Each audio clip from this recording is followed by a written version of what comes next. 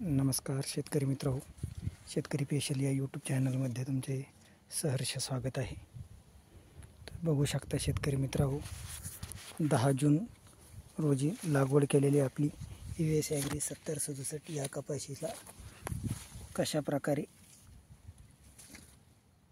पाते आणि फूल लागलेले आहेत आपण बघू शकता की कुठलेही झाड बघा अत्यंत चांगल्या कैऱ्या आणि अत्यंत जवळ अशी कैरी आणि पात या झाडाला आपल्याला लागलेलं दिसतं। तसेच आपण 3 दिवसापूर्वी लेंटॉक्स हे औषध फवारल्यामुळे आपल्या कपाशीमध्ये कुठल्याही प्रकारची पातेगळ आपल्याला दिसत नाही।